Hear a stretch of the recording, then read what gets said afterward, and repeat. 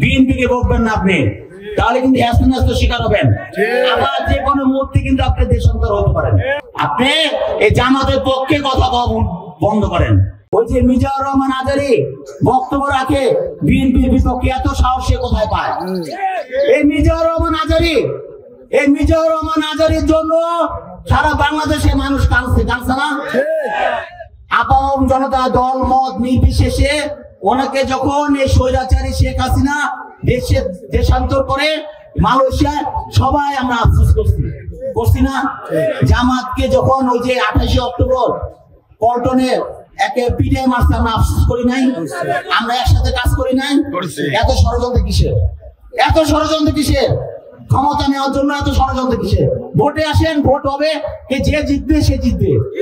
ভোটে আসেন, ওনার দুঃখ প্রকাশ করতে হবে, কারণ উনি একটা মাথায় টুপি লাগায়া এই যে দল মত নির্বিশেষে সারা মানুষকে ভালোবাসার আল্লাহর নাম বলে ভালোবাসা অন্তরে জামাতের পক্ষে কথা বলে।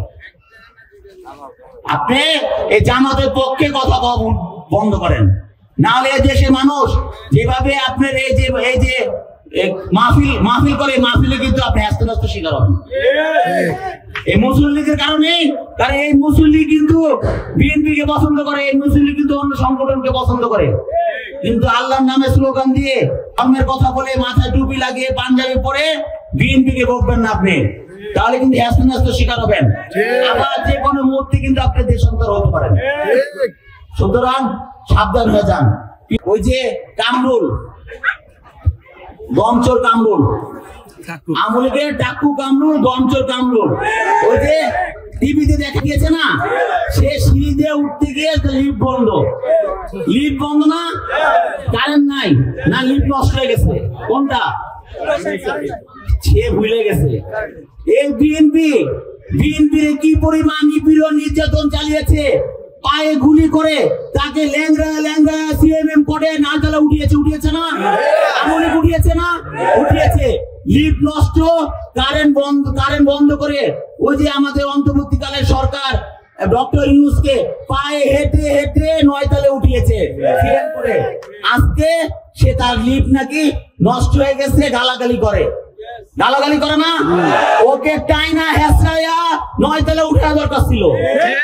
আমাদের পুলিশ ভাইরা কিন্তু তা করে না, এখন সব হলো ছাত্র দল। ওই যে প্রশাসনের কাছে গেলে বলে সে একসময় ছাত্র দল করছে। আগে কখনো শুনছেন? আমাদের মা ভাই বোন বাচ্চারা যে থানায় গেলে নিপীড়ন নির্যাতন চালায়, তখন যদি দেখার জন্য যদি বলে, তখন কোন পুলিশ বলছে যে ভাই আমি ছাত্র দল করছি, আপনি শান্ত হন, আপনার ভাইকে আমি দেখে রাখুন, বলে নাই। এখন সব ছাত্র দল, যখনই যাকে জিজ্ঞাসা করি সকলে সব প্রশাসনের লোক এবং ছাত্র দল, বুঝছেন, সব ছাত্র দল। আবার মামলা দিতে চান, ওই যে আমাদের বিএনপি নেতা কর্মী সামান্য একটু ঝগড়াঝাটি করে না, হ্যাঁ, মিলানোর পরিবর্তে তারা মামলা দিয়ে দেয়, সে দেখে ছাত্র দল করে।